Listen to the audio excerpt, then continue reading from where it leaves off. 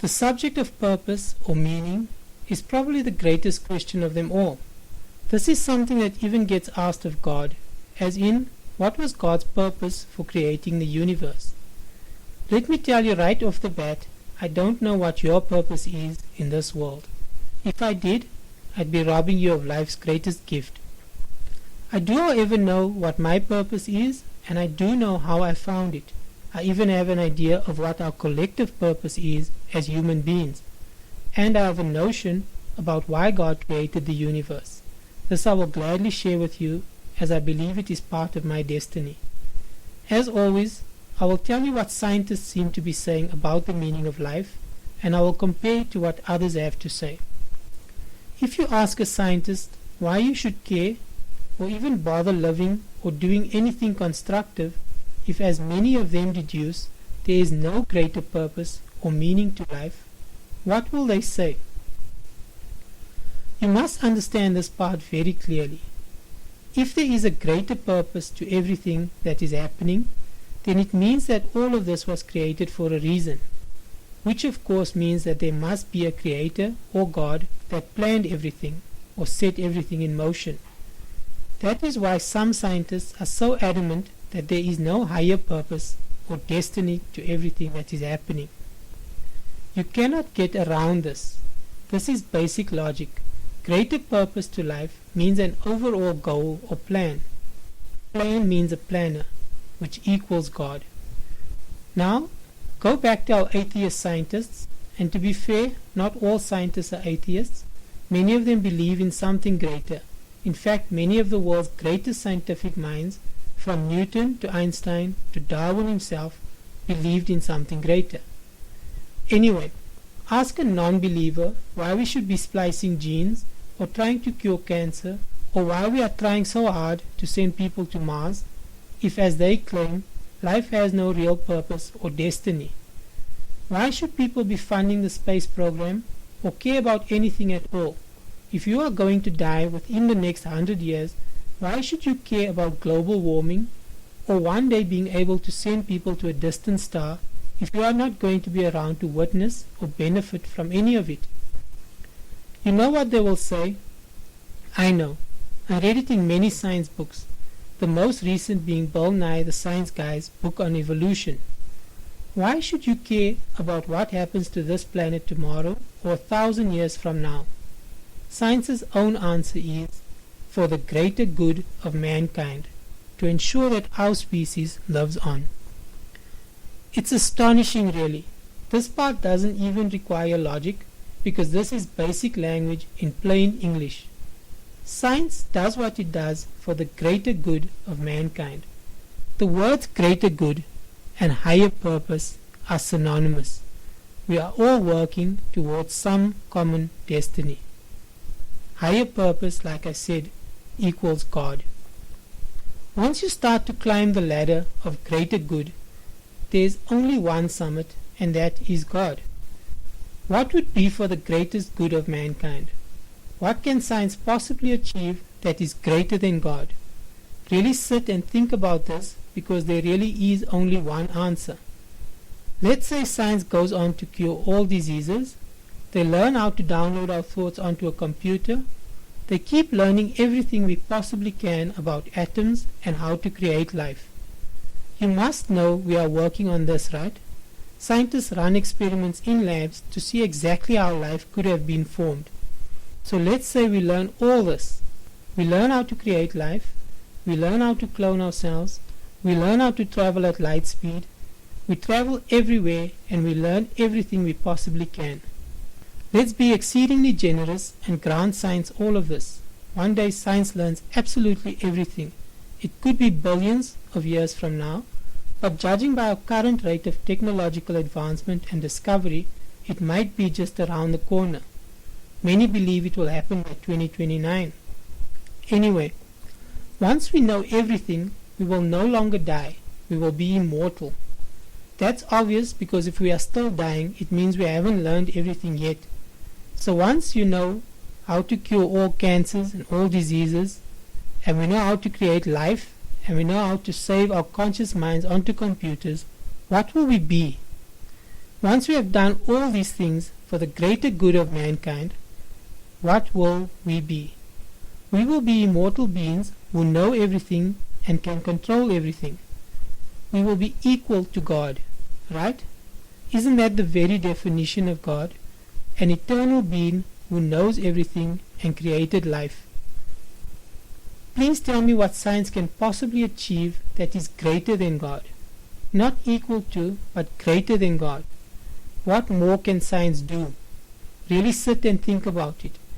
There is nothing greater than God. If we are working toward the greater good, we are working toward God. God is what is giving our lives purpose. God is our destiny. Religion, the religions that have it right anyway, will teach you to be good and kind towards others, to treat everyone equally, because those are the commandments we receive from God. They tell us that we are all part of God's greater plan and that one day the righteous will be resurrected and rewarded in heaven. They claim that all the suffering is part of God's higher purpose. You must just have faith and do your share. Accept God and you will receive salvation. Science, on the other hand, says we help each other because it's in our altruistic nature. We evolved into creatures who help each other because ultimately it benefits us to be kind to others. They say we should all work together for mankind's greater good, and maybe one day when science has all the answers, maybe they can unfreeze your head or your DNA and bring you back to life. They also want to learn everything because maybe our universe is doomed and one day we could possibly escape to an alternate universe. That's why we should learn everything and be prepared, according to science. It's all so funny, really. Science's idea of resurrecting your frozen head or DNA and escaping the final doom of our world to an alternate universe is really just the story of Armageddon. One day there will be a fiery end to our planet as the sun expands and explodes, so we should learn everything and hopefully we can resurrect the dead and escape this world to a new utopia. My aim is not to ridicule or alienate either science or religion. My hope is to open people's eyes and to make them see that we are all working toward the same end. God is everything, and God is the only thing that gives any purpose to our lives. We are trying to become like God. I told you I believed in destiny and that I know what my destiny is. This is it. I am here to bring mankind this message. Nothing is random. Everything does have a purpose. We are all one entity working toward a common goal. I hope that this discovery will be a bridge between science, religion, and philosophy. I am not preaching out of thin air. I actually found mathematical proof that everything is following a mathematical pattern. Watch the first few videos.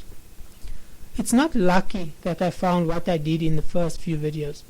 I found it because, like Newton and Einstein and Darwin, I was looking for answers. You can't find answers where there are no answers waiting to be found. How can there be laws of physics if the universe is random? My name Lucian means light, and I believe that God is the light of the world. But my name is also an anagram for the word nuclei, and nuclei are the center of all atoms. My discovery shows that we are all at the center of our own divine universe.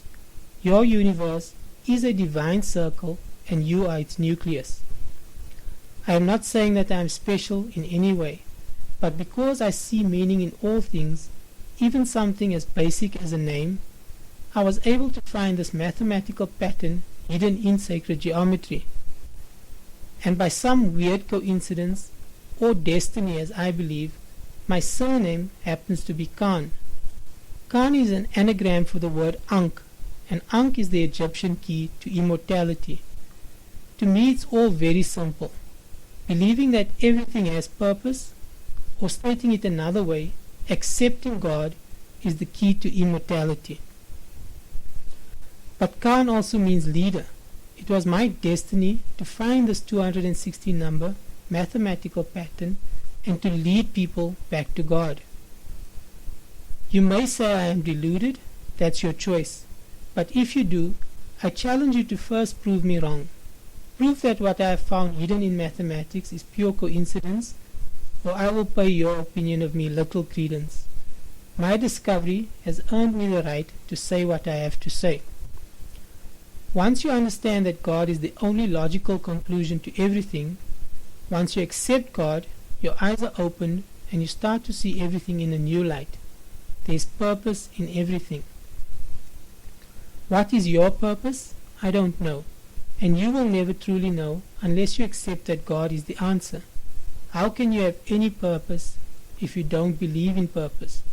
If you accept that God is everything, you will start to see answers all around you. But you have to be open-minded and accept that all things have a purpose, or else you will never be truly free or enlightened. What is our purpose or destiny as a species? To live for all eternity in the presence or light of God. Please feel free to tell me what better plan or destiny science has in store for you. Really go and think about it. Think beyond the part where they unfreeze your head or grow a new you from your DNA and you start to rot or grow old all over again. Think beyond where your conscious mind is saved onto a computer disk.